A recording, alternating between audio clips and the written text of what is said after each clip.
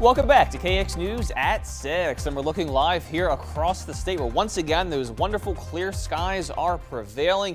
Seeing those low 80s towards Williston and Dickinson and towards Minot and Bismarck, just a shade or two below 80. But again, the wind's not really a factor, primarily out of the southeast, just about 5 to 10 miles per hour, and nary a raindrop in sight for the next few days. Temperatures elsewhere, a couple of cooler spots back towards the southeastern corner, some 75s and some 74s. From Medina towards Wishick, but the further towards the west and towards the north, ironically, that you go, we get a bit warmer, seeing an 84 towards the Newburgh area, even some upper 80s out towards Wolf Point. So a pretty nice day across the board, and we expect a few more of those 80s over the course of the next 2 to maybe even 3 days.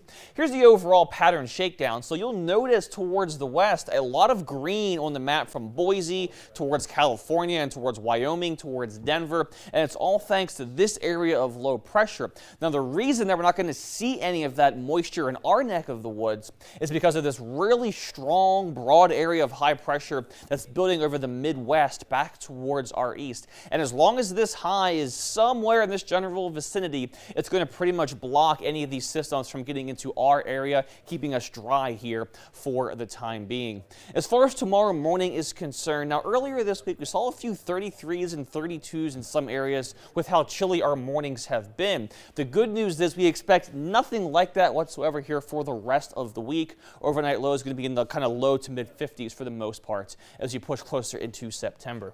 As far as tomorrow's daytime highs are concerned, kind of like today, maybe a few degrees warmer, especially back towards the east. But most of us should get into the low to kind of mid to even upper 80s the further towards the west you go. May even see a 90 or 2 in the portions of eastern Montana. And then much of the same for us as we head into our Thursday. Mid 80s should prevail for a lot of the region here towards the end of the week. Some lower 80s towards that southeastern corner, also towards Botno. Actually, look at this. We have 82s running from Botno straight through the east all the way down towards Ashley. You don't see that very often. It's kind of interesting with how that has played out as far as that graphic is concerned. And as far as how much rain to expect this week, as I said, pretty much nothing.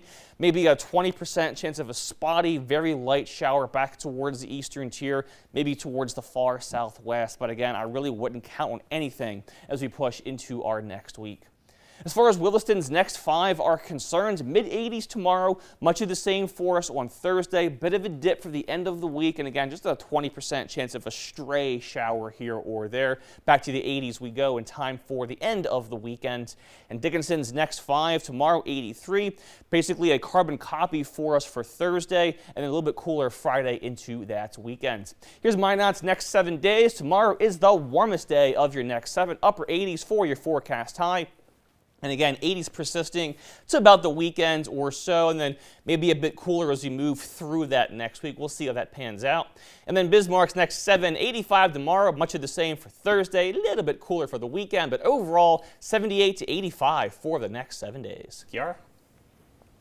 I love that summer is sticking around and fall is nowhere in sight for right now. That's the case for right now. The forecast trend's a little cooler for next week and especially beyond that. So this may be it. We'll see, of course, how things go. The tomatoes are just starting to ripen up They're here, just starting, too. yeah. So hopefully they hang on in there. It's holding on for dear life here, Kenny. Thanks so much. Coming up next, Century Football. They're back on the gridiron.